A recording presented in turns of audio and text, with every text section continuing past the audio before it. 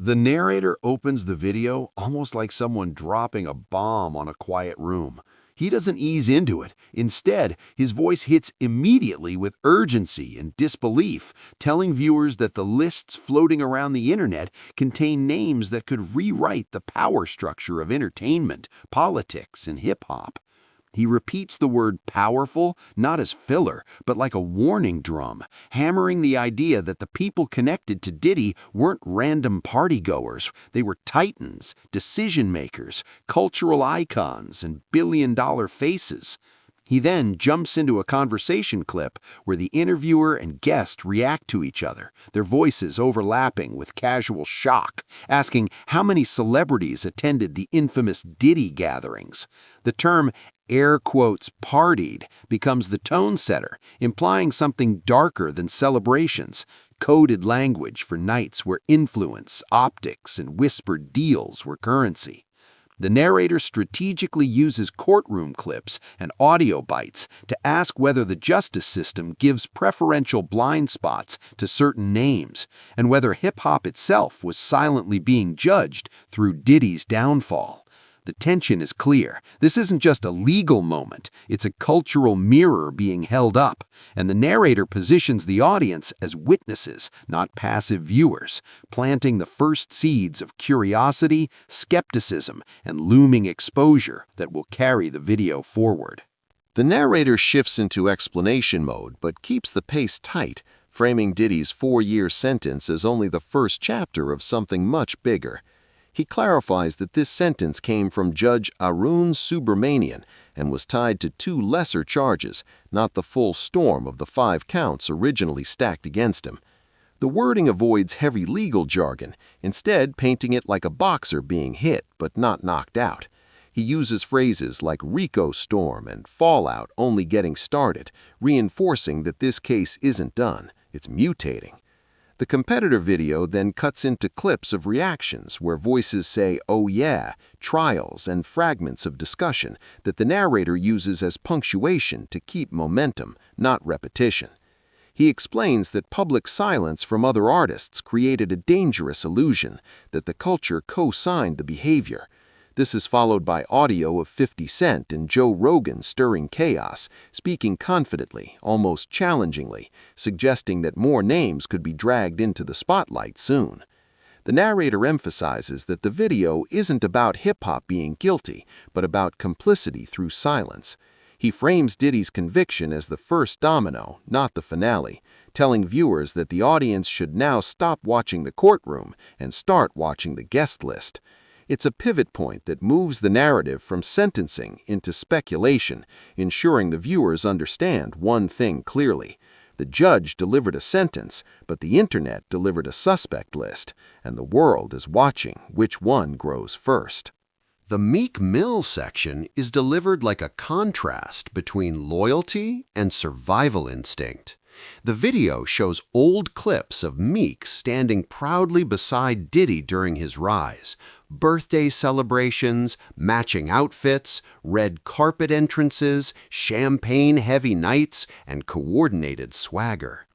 The narrator describes Meek as someone who benefited from Diddy's spotlight when the world still saw him as untouchable. But the tone changes sharply once the charges drop. The competitor video includes audio reactions where someone interrupts loudly, stunned, yelling disbelief when the leaked audio rumors are mentioned. Meek is shown scrambling on X, formerly Twitter, speaking in grand, dramatic declarations about being a king from the trenches under no one's control, his voice too powerful to silence. The narrator uses this not as empowerment, but overcompensation, panic wrapped in bravado. The video flashes back to Meek's 27th birthday party in Vegas with claims of $25,000 mansion rentals, lingerie dancers, wild sushi stunts on models, broken glass, chaos, and substance rumors implied indirectly as nose candy and half an ounce. The narrator stresses that Meek first denied everything, then later admitted he was there but avoided the questionable "sht."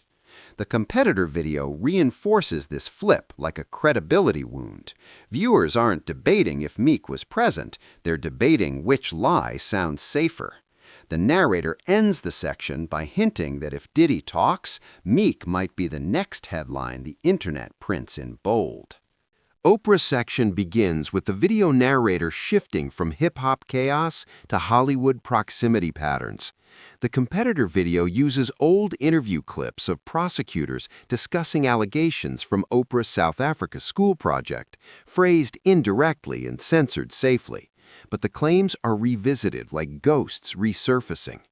The video shows Oprah crying on camera, visibly emotional, shaken, firing staff and speaking heartbreak into microphones.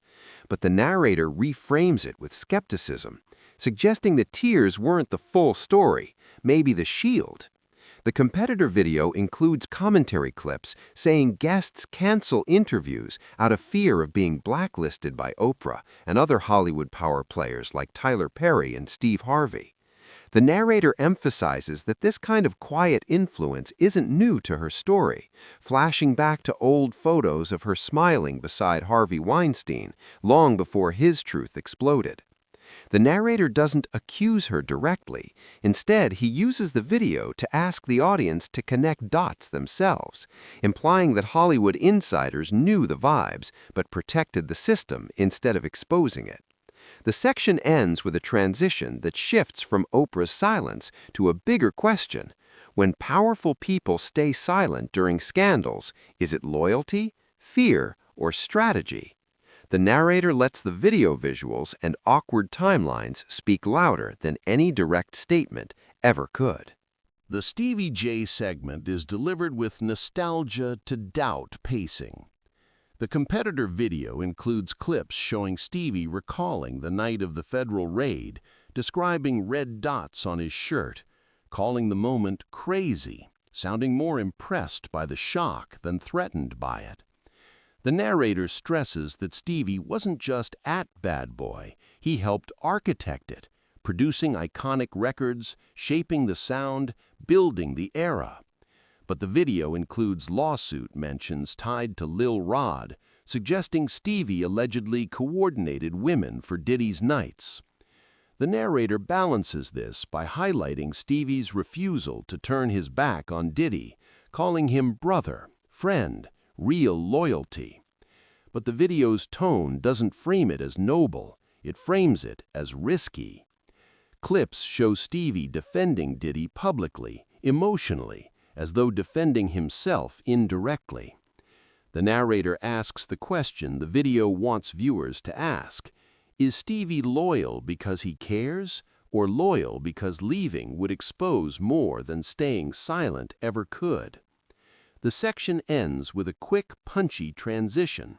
Loyalty looks heroic until the law asks what it was protecting. The narrator lets the video clips breathe without adding new scenes, simply expanding the implication. Stevie is staying in the fire, while everyone else runs from the smoke. The competitor video then highlights Ashton Kutcher using clips where he visibly hesitates when asked about Diddy stories. He laughs nervously, says he has anecdotes he can't share, cycles through memories aloud, then stops himself awkwardly. The narrator uses this moment as emotional evidence, not legal proof.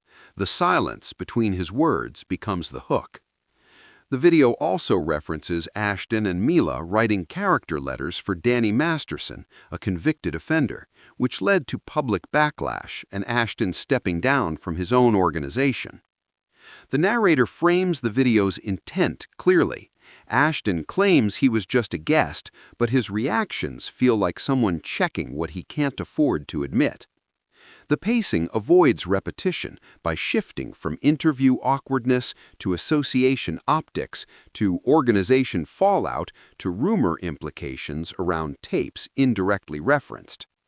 The narrator asks the audience to interpret what the competitor video shows: a man who speaks confidently until certain names are mentioned, then suddenly edits his own sentences in real time. The section ends with the kind of transition the competitor video thrives on: Sometimes a person exposes themselves not by what they say, but by what they almost said before stopping. The Naomi Campbell section is fueled by rumor nostalgia pacing. The video includes clips of fans reacting to resurfaced interviews where she admits knowing Epstein but denies knowing about the underage scandals. The narrator expands on this by framing the internet reactions as disbelief, calling her fidgety, inconsistent, protected by powerful circles. The competitor video shows cozy throwback photos, early 2000s dating rumors with Diddy, career longevity narratives, and claims she recruited young models only for NDAs to silence them. The narrator avoids direct accusations by using the video's own strategy, framing it like a timeline puzzle where her career never stalled despite scandals because of who she stood beside. Clips show Diddy flying to London with Young Miami to celebrate Naomi's doctorate, which the narrator uses as evidence of closeness, not guilt, implying optics don't lie, even when statements do. The narrator ends the section by expanding the emotional implication. Naomi's name keeps resurfacing not because she talks, but because her circles do, quietly, indirectly, dangerously for retention. The video ends with a crescendo of questions. The competitor narrator doesn't summarize gently. He summarizes like someone reading the cast list of a disaster season finale. Names were dropped, loyalty tested, proximity exposed, credibility fractured, and influence questioned. He tells viewers that Diddy might talk, that more dominoes could fall, and that innocence is no longer judged by attendance, but by who was comfortable attending for so long without speaking up afterward. The video uses audio clips of reactions, denials, jokes, interviews, and lawsuits, not as new scenes, but as puzzle pieces, keeping viewers mentally engaged. The narrator closes by inviting comments, likes, subscriptions, emphasizing that the story isn't ending, it's branching. The competitor video ends exactly where retention peaks: uncertainty. Who's innocent? Who's hiding? Who's next? The narrator makes sure the viewer